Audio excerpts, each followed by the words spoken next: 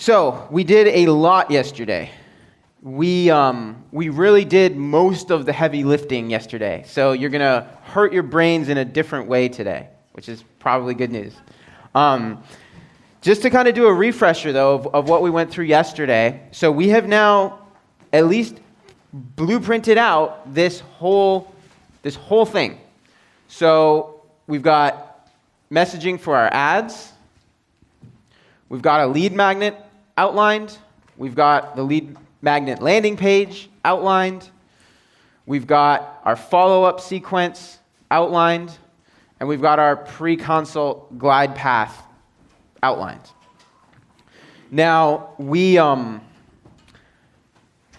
were going fast yesterday, and so I want to be sure before we wrap up today that everybody feels like they got the time and the attention necessary to feel good about each of those elements. So just know that today, and especially the second half of today, is going to kind of function like a study hall type situation, where if you have questions even back to module 3, you're not completely sure if you did the avatars right, you're not completely sure if you're on the right track with your lead magnet, we're going to have just it's just going to be study hall, basically. So if there was anything you didn't feel like you spent enough time on yesterday, don't worry, is my message to you right now, because we will have time to work through that stuff today.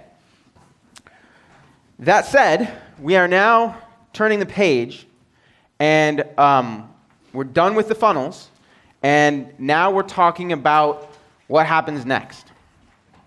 Okay, so we have built a lead gen funnel, and what we're going to talk about first thing this morning is how do you maximize the value of each client that you work with. The marketing lingo is LTV, which just stands for lifetime value. Some people in the marketing world segregate these two. You have your front-end marketing, which is how you get people into, you bring people into your law firm, new clients in, and then back-end marketing is how do you maximize value. How do you get referrals, retention, things like that. And so that's what we're talking about right now. This is back-end value, back-end marketing. So we're going to start with some light math. So is everybody familiar with the acronym COA, which stands for cost of acquisition? Does everybody know what that means? Raise your hand if you know what cost of acquisition means. Okay, most, but not all. So your cost of acquisition is just how much you have to spend per new client that you bring in. So if you hand me $500 and I hand you a client, are you happy with that trade? I'm going to guess most of you are at $500. If it's $1,500, I don't know. I don't know if you guys are happy paying $1,500 per client, because it depends on how much that client is worth to you. And so cost of acquisition is just a target number. It's you deciding how much you're willing to pay for a new client. What is your goal? What is your spend goal for a new client? Oftentimes, and feel free, CEO team, if you guys have any specific metrics that you recommend, let's just assume for now 10%. 10% is often a target that I use with law firms and outside legal. So if a client is worth, let's just do the exercise. Assume that you are willing to spend 10% of the total client value. How much can you spend to win a client who purchases one service and pays $5,000 for it? $500. What about if that client purchases one service for $5,000, but comes back 6 months later to spend another $5,000? So total of $10,000. How much can you then spend to win that client? $1,000. Cool. How about they purchase one service for $5,000, but refer 2 more clients who each also spend $5,000? Now how much can we spend? $1,500. So because your clients are worth more to you, because you know that they are going to be worth more to you, you can spend more on the front end to win them. And that is a transformational marketing philosophy. Because when you realize, when all of your competitors who do similar things as you, when they bring in a client who spends $5,000, they can only spend $500 to win that client. But if you put back-end marketing in place, so all of a sudden you can spend $1,500 to win that client, who do you think is going to win that marketing battle? Like, you are, because you can put 3 times the marketing resources into winning that client. So it's not just about increasing profit margins, like that's obviously a good thing, but as you drive your client lifetime value up, you can reinvest that extra profit margin back into your front-end marketing, and you blow everybody else out of the water. And if you want to see a great illustration of that strategy, pay attention to what Arjan and the How to Manage team do. Like, they create incredible value, and they, at this point, can outspend just about anybody else out there that's doing anything remotely similar. You win more clients if you can spend more money, and you can spend more money if your clients are worth more to your law firm. So that's what we're going to talk about for a little bit this morning, which is basically how do you make that happen? How do you make your clients worth more? So really, it's let me actually start here. So what does it really look like if they're worth more? I really focus from a marketing standpoint on 2 things. To make a client more valuable to your law firm, you want him to come back as many times as possible, right, and keep getting value from you. And you want him or her to make referrals, right? A client who comes in and then makes 3 referrals over the next 12 months is super, super valuable. A client who comes in once, then comes back again, and comes back again is much more valuable. So retention and referrals are kind of the 2 driving factors of maximizing lifetime value. How can you create more referrals from each client? How can you bring them back repeatedly? So 3 things. 1, and I'm not going to spend much time here because this isn't really a marketing conversation, but it's worth pointing out that it needs to be there. Your service needs to at least meet their expectations. You need to deliver value. They need to have a good experience. It doesn't matter what you do from a marketing standpoint. If your clients are pissed off and feel like they have not been served well, they're not going to do anything else that we ask them to do. So that's just a baseline requirement. I know you guys know how to do that, but you got to have that in place before you start asking for referrals and expecting them to keep coming back and bringing their friends. So number 2, stay relevant even after the matter is resolved. And this one is a huge missed opportunity for a ton of law firms, which is, and I'm a consumer of legal services. I've had, estate planning done. I've bought a couple of houses. And in every single case, I didn't hear a peep from the attorney after we finished our transaction. And even if I wanted to refer to them or recommend them, honestly I don't even remember their names at this point because they have done nothing to stay relevant, stay connected to me. And then, of course, point number 3 is creating systems to stay top of mind. The whole concept here is you have to work to stay top of mind. We all have this ego thing where it's like, everybody who meets me is going to remember me. Everybody, I make such a good impression. Everybody's going to remember me.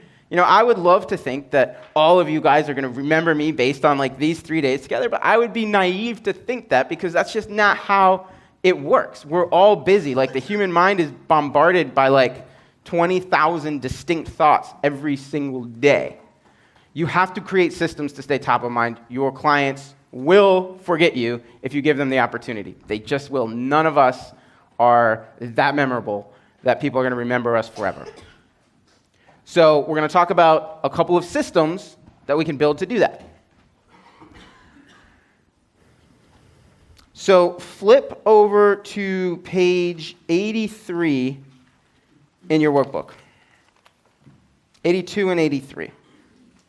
So the first question, the first thought exercise I want to take you guys through is just based on the specifics of how you serve your clients, how can you stay relevant to them after their case is closed? What are they going to need next? What do you know is going to happen to them that they don't know is going to happen? You've seen it before, they haven't. So a few examples on page 82. Statistically, about 18 months after divorce, men are likely to be in the market for a new vehicle, usually a sports car or a pickup truck. 30 to 90 days after closing on a home, home buyers are likely to be in the market for a decorator, for new furniture, for tradespeople. Number 3 to 6 months after bankruptcy, clients are highly likely to be looking for a new vehicle, a new housing arrangement, new sources of credit. And that then gives you an awesome opportunity to reach out to them and say, hey, many of our clients who closed on a home 60 days ago are looking for decorators and furniture and tradespeople. Do you need some recommendations? Do you need some referrals? Is there anything I can do to help you with that? Like that simple outreach, that simple phone call that you make goes an incredibly long way. I promise you, very few other attorneys in your market are doing that. Most people are absolutely not doing that.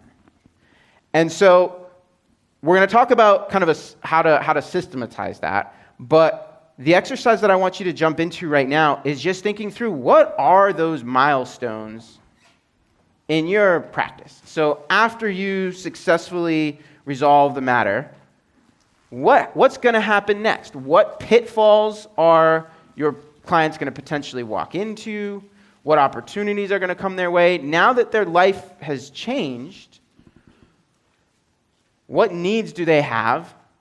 And what can you, don't even worry about what you can do yet. Just think about what needs they're going to have that may represent an opportunity for you to reach out to them and create some value. So let's go ahead and jump into that. So Adam, tell us what is the matter that you just resolved for them? So like, what's the SKU? What did you just resolve for them? And then how are you going to stay relevant? So we do special education law. We just either finalize a settlement agreement or received a favorable final decision in the matter. In terms of staying relevant, one thing is they may have other children who need representation, in other words, siblings, or other family members.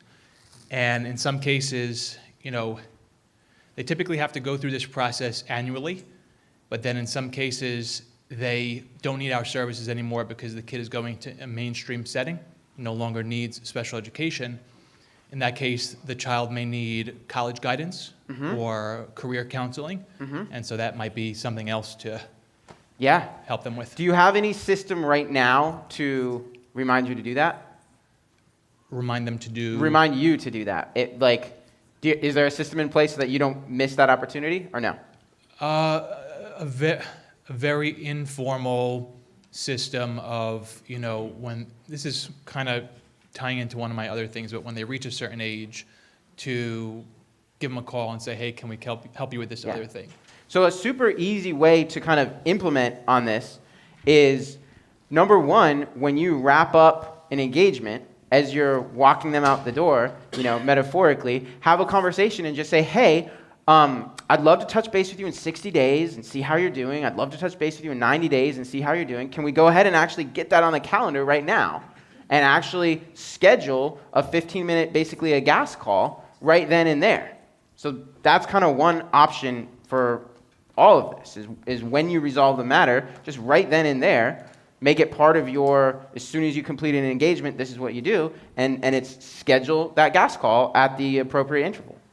Right, but at that time, it may be too soon for them to know that they need more of you. Right. So if it's more than maybe 60 or 90 days, you're probably not going to want to literally put that on the calendar. But what you should do is, if you're using a CRM or any sort of tickler system, just put a tag on that person so you get notified. Hey, XYZ, their kid is going into college. Let me just give them a quick call and check in. Does that make sense? Yeah. So use like a CRM and just put a dated tag on it. Yeah, that makes sense. Cool. Thanks. Awesome. That's a great answer. Other ways to stay relevant? Hi. Hey. Fritz, well, do we still have to do the name and the... You know, honestly, say your name because I'm still trying to get everybody's name. Okay. Fritz, South Florida, we help immigrant families create their new beginnings. One is pretty obvious. Maybe we can send them a how-to or step-by-step guide of how to change their names on all of their other documents if they change their name in the divorce. But you just jumped a little too far. I love the solutions you just created, but tell me what is the actual, like what is the new problem you're helping them solve? Like first off, what is the matter that you resolved for them? Some of my clients choose to change their names back to their maiden names after the divorce. Awesome. And once they change it and they have the final judgment that changes their name, they have to then go and take the process of changing on their driver's license, social security card, all their credit cards, bank statements, and just rename themselves on important documents. Awesome. So while we don't actually do it, maybe we can do a step-by-step how-to guide for them to do it, which order, because there's a certain order that you kind of have to do it in before it becomes pretty easy. Got it. There's also credit repair, maybe 6 months into it, after the damage of divorce, having your income, your joint incomes become different. There's usually an adjustment period after divorce where you're not used to living within a certain set of financial means. So it may cause some people go to spiral a little bit and overspend, or they're responsible for costs of the divorce or other things like that. So there may be a time for credit repair for them to start repairing and then making decisions about what they're going to do, because the next step is after divorce, if they haven't already moved to a new place, they do want to move out, and whether it's a rental or whether it's a property they're going to buy, that's also something that they're going to need to look into, and they might need to repair their credit and make smart decisions about their incomes to be able to qualify for certain types of loans. Love it. So do you have a list of trusted referral partners that can help them with these things? I mean, I should, right? That would be huge. Like that's a huge part of the value of this is don't think of this as this is just an opportunity for you to get in touch with them and sell them another legal service. This is an opportunity for you to just get in touch with them and solve a problem for them. And making a quality referral is a huge win. Should I give them like an option of 3, or should I just pick one that I know that I can trust? 2. Okay. I'm hearing 3. 2. All right.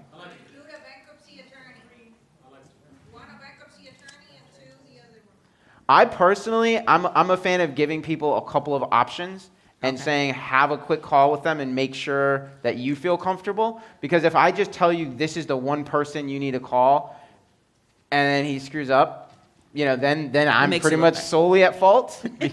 But if you give them 2 options and say, talk to both of these people and hire the person that you feel comfortable with, then they have some agency in it, and you don't shoulder all that responsibility. Thank you. Yeah. Other milestones, other ways to stay relevant? Is everybody getting this exercise? Yeah? Okay, cool. Love to hear like one more example. I'm just going to throw this mic at somebody randomly. All right, awesome. I'm up. So Mario Godoy, Godoy Law Office. The milestones that happen afterwards, after someone gets their green card, is they immediately travel home. Almost all of them do some kind of travel, either because they've never been able to go to the coast because they're worried about being by the borders, or they're traveling home. The other one is they buy a new home or they rent. And then the other one is they either start a new job or they start a business. Awesome. Do you have referrals in place yet, like referral sources, people you can make referrals to for those things? Not for the traveling home. So that was just something that Cool. I think. Those are awesome examples. Love it. Just show of hands, how many of you already have, how many of you are already actively doing this, have systems in place to actively do it? So they're happening? Yeah.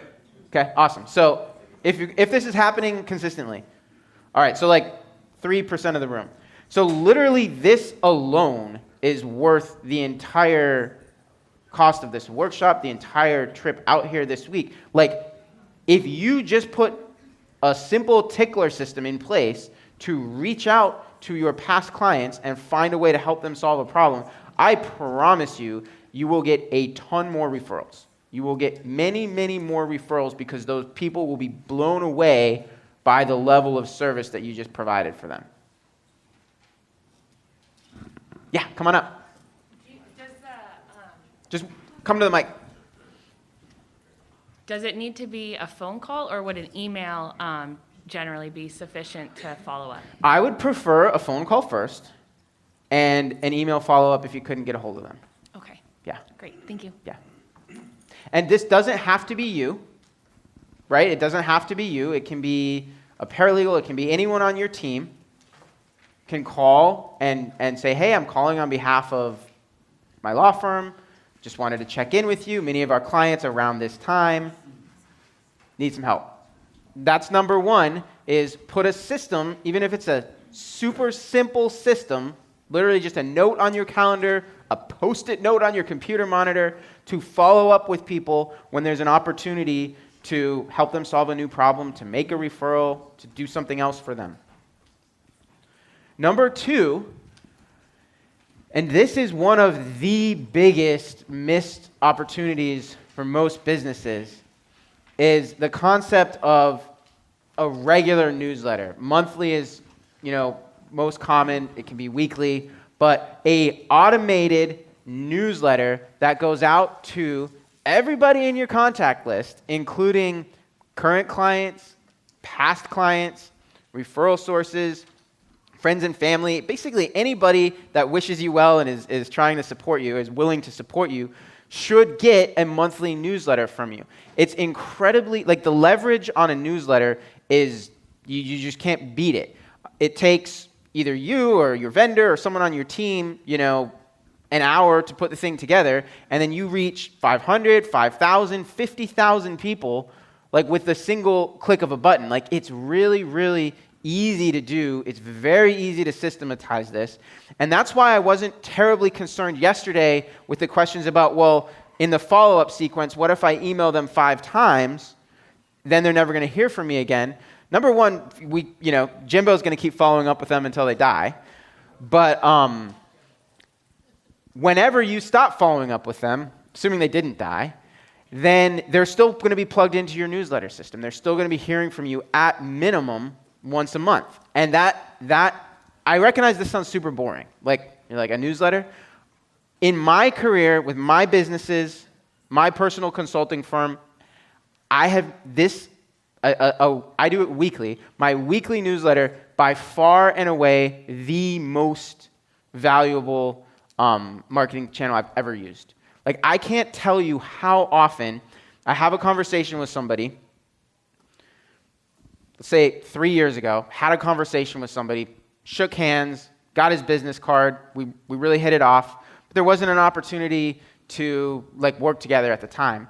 But because I have the systematized process of taking his business card back to my office and making sure that he gets loaded onto my monthly newsletter list, he heard from me every single week for 3 years, and he reached out to me 6 months ago and said, hey, I don't know if you even remember me, but we talked a while back, and I really liked you, and now I have this opportunity for something we could collaborate on. And it resulted in a lot of revenue for me, and it would not have happened, I promise you with 100% certainty, if I had not taken his business card, plugged it into my newsletter system, and had a newsletter that went out frequently. The only reason he remembered me, the only reason was because he got my newsletter week after week after week after week. And that story has repeated itself 12 or 15 times easily. So it's super simple. It's super important. So what does a newsletter look like? And here's the reason why most people that I talk to about a newsletter, here's one of the excuses why they don't want to do it. Well, I just don't want to spam people. Everybody already gets plenty of email. Great, so don't spam them. Give them some value. And that's the distinction that's the difference between spam and a valuable piece of content that people look forward to receiving. So the part of the problem with this is that we all refer to it as a newsletter, but a newsletter implies, like, this is just, let me just tell you what's going on in my life. That's not the point. That's not what you're trying to accomplish with your newsletter. Your newsletter should be valuable to the point where people look forward to receiving it each month because you've got videos, because you've got blog entries, because you've got whatever that gives them some useful information, helps them solve a problem. Could be a legal problem. It could be I need a tip for, it could be a business tip. Like, just help them solve a problem. In your workbook, I think, is there a QR code in your workbooks? Okay. On page 85, How to Manage has a simple, really solid newsletter template. And it's basically what I have in the workbook. So there are 4 elements, 4 things that should be included in your newsletter. And number 1 is the most important. There's a little struggling with technology happening, so I'm going to let that resolve itself. Everybody good? Did everybody get it who wants it? And it's going to get emailed to everybody. So you really don't need it right this moment. It'll get emailed to you. What's up? My biggest problem with, and I've been struggling with, because I don't have a newsletter. You want to go into the mic? Hi, I'm Eric Weingold, and my law firm is PPM Lawyers, and we help entrepreneurs raise capital the right way so they don't get into trouble with the SEC or their investors. Or embarrass themselves. Or embarrass themselves, or look like idiots. So I don't have a newsletter, but I want one. But I struggle with the content. First of all, I don't feel like I have time to write one on a month, even on a monthly basis, myself. And Are you doing videos? No, not yet. Do you have a blog? I had a blog. I mean, I have blog articles that I wrote like a few years ago on my website. Do you have anybody on your team that could spend 10 minutes searching Google to find an article that might be of interest to your clients? Yes. So let me go through the rest of the ingredients of what should go into a newsletter. But to answer your question, if all your newsletter is hey, happy July, this month I found this article about raising capital and I thought you might like to see it, like here's the link, you're providing some value there. We can do better. Like, I would love for there to be a video. I'd love for there to be some more. But like, you can find something. You don't even have to write it. Just curate it. So come on back up if you have more questions once we get through this. I'm sorry, guys. Because this is being recorded, I got to get you on a mic. I can toss you this.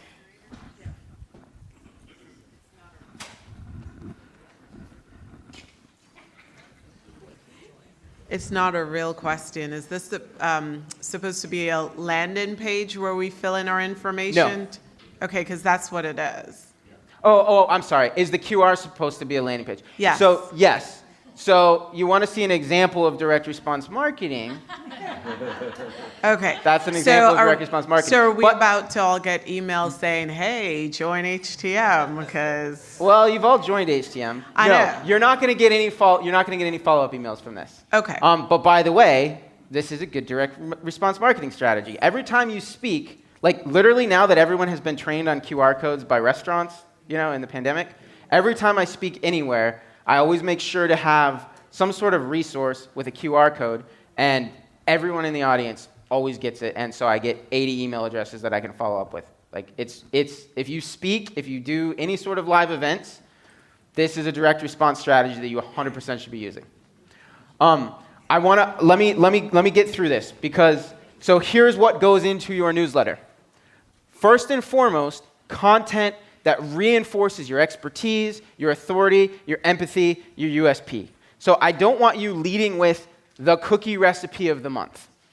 I don't want you leading with vacation tips, unless that's relevant to your practice of law. Like, real estate agents are the worst at this.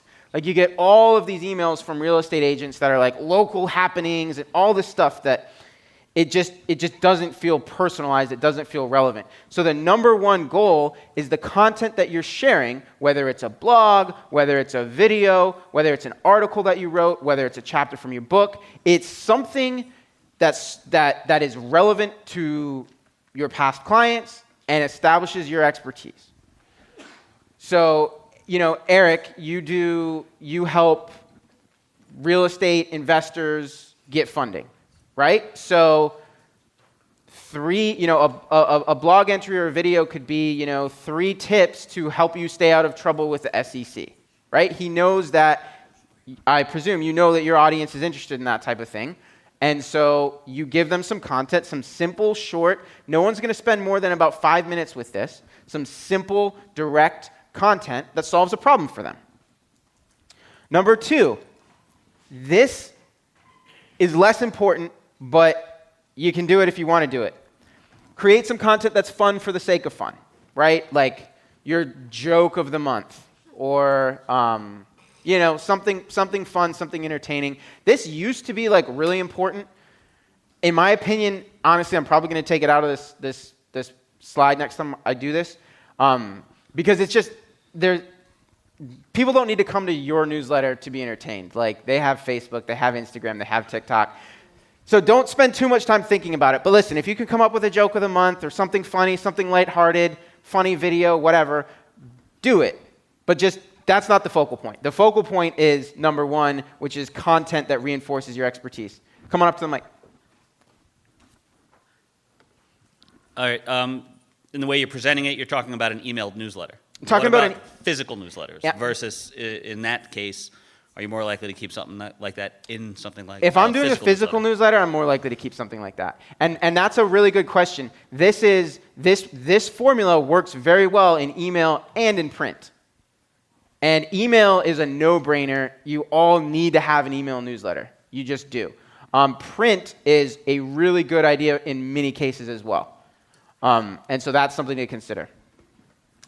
3, another example of what you can do in your newsletter. If you launch a new service, if you have a new offering that's going to be relevant to your list, include a little blurb about it with a call to action.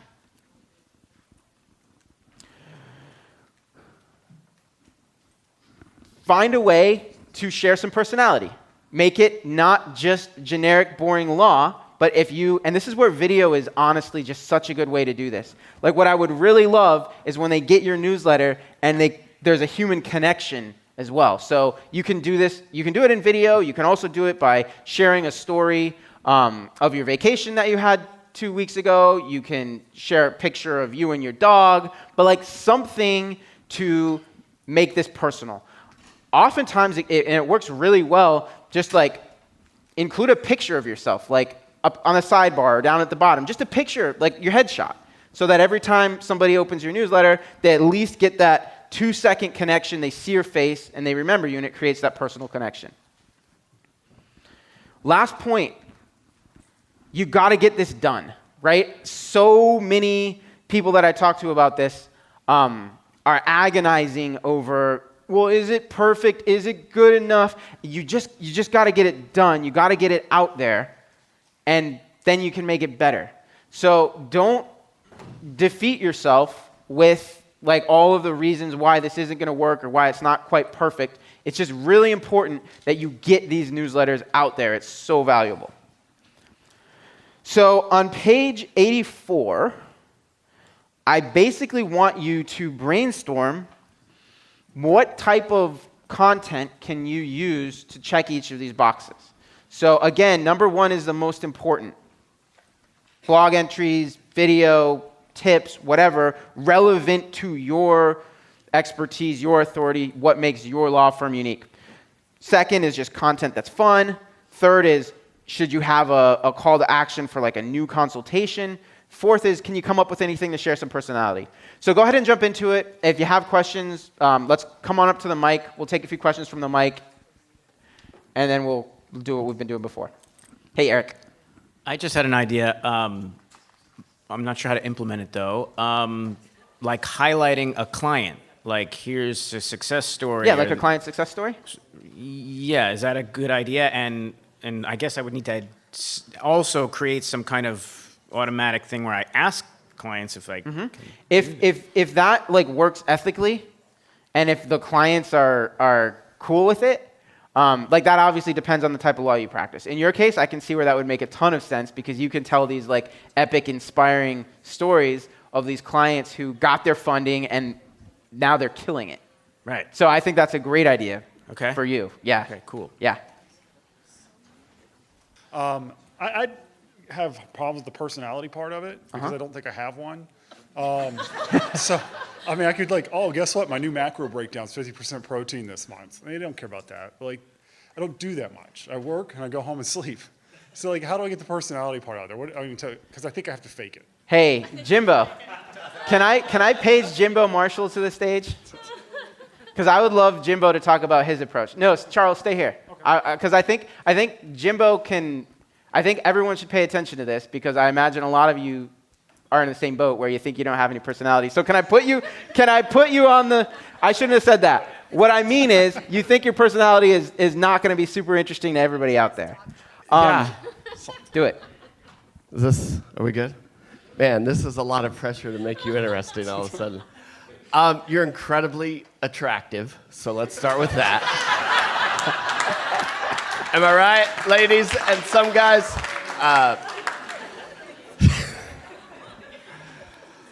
Look, here's what I feel like I tell a lot of attorneys this. I say, there's something interesting about every single person in the room. I happen to have the courage to get up here and just try it, right? You talk 5 minutes to Becca Larson and she'll have you rolling, right? But she has to make the decision to put that out there to clients, right? It's a commitment that we make. Danny is Danny up here on stage, but he's an amplified version of himself, right? He's going to get a little bit more excited and a little bit more, whatever, because to some degree it's an act. You have to choose that. That's all. Like, and be willing to fall down a few times, right? Like when I get up here and I'm in the back of the room and I'm like, okay, I'm going to end this and I'm going to where my dog owner's at. That's very intentional, but I'm also shaking in my boots when I'm doing it. Like, literally. My armpits feel like just fire hydrants, right? All that. So it's just a commitment to go, hey, there is something. Do you have a friend that likes you? None. No one likes you. I refuse to believe that. Really pay attention to how you have children? Mm-hmm. Okay. How old are your children? 5 and 1. 5 and 1. Do you find yourself having to entertain your 5-year-old and you're like a certain character and your dad and you're this? Or are you just like, no, I'm a lawyer and sign this non-compete? Like, I don't know. Like, you know what I mean? Like, you've got to be willing to expose some of this. So yesterday when I was talking about, raising your hands and those people that are coming to you are having to expose some vulnerabilities, right? They're willing to admit they've got this problem. You've got to be willing to admit that you're a human being. Mm-hmm. Make sense? It does. Okay. Thank you. Awesome. I love the Pitbull example yesterday. Not everybody was in the room. Can you just kind of verbally tell us what you did there? I don't know if Rick's here today. Rick's right there. You're not standing, so I don't notice you. A tree. A tall Rick. Yeah, my other tall guy. Meet Rick. Tall guy. What's his name? Charles. Chucky D. That's your new name. You could talk to Rick, who's on the surface an extremely boring tax guy. And he'll admit to that. We've had these conversations. He wears the white shirts because he knows it's a role, right? You roll up to see your tax attorney. You don't want this guy sporting Tommy Bahama. It's like, no, please, look the part, right? Please, for crying out loud. Tax guy, seemingly no personality. He rescues Pitbulls, right? This is an example of just taking a human element that you can combine in an ad, and it's easy to go, hey, I rescue Pitbulls and I rescue taxpayers. So there's some easy connections that you can start to make, and it all starts with that willingness to go, I'm just going to be myself. They're going to judge me anyways. People are going to judge you, so give them something to judge. Awesome. Thanks. Hey. So we have estate planning clients and also business law clients. And sometimes the business clients also have estate plans with us. But my question is, does it make sense to have two separate newsletters, like one targeted towards the estate planning clients and one more towards... Okay, so there's two ways to answer that question. Ultimately, in an ideal world, I would like it if you had two. That is not realistic for most people. It's not a necessary headache for most people. So I would, for most cases, I would start with just one and try to put some content in it that's relevant to both people, right? Okay. Or at least, two pieces of content, one that's relevant to each audience. Because just logistically, like I just know from practical real world trying to help people execute this, balancing two newsletters just is tough and it's annoying, and you have to make sure the right people are on each list, and what if you want to send an announcement to both, and it just gets confusing. So start with one. Once you've got one going, then we can have the conversation of, is it worth it to segment? Make sense? Yeah, great. Yeah. Thank you. Awesome. Every week, I get an email out every week to my list, basically, and usually what I'll do is I'll have a series that are, leading into hurricane season, for example, about their insurance policies or, what they should be doing before or after a storm. I do it in the form of a video. I've got someone who copyrights for me a little bit around it. And, and I look at the click rates and the open rates and all that, but, until there's a hurricane, they're not really calling, Sure. But it's really kind of there to stay top of mind and all that. How do you, and in the video, call us if you, here's our number shows up, call us if if you need help with with a claim of some kind this season or something like that. How to, in situations where I'm just sort of trying to be top of mind as opposed to a specific, new service or something that they should call now for, how do you kind of measure that? So I truly believe it's working, and I do get calls and, over long periods of time from people I've presumably lost touch with otherwise. So I think it's working, but it's hard to measure. So measuring a newsletter is a little bit tricky, and we're going to get into KPIs a little later, but I still want to talk about this right now. A newsletter is not really a direct response campaign. Okay. So that's why we're talking about this now and not as part of your funnel. The purpose of your newsletter is not necessarily, although it's great if it does generate some immediate business, but the purpose of your newsletter and the way I measure the success of a newsletter is different than a lead generation campaign. Do you guys see why?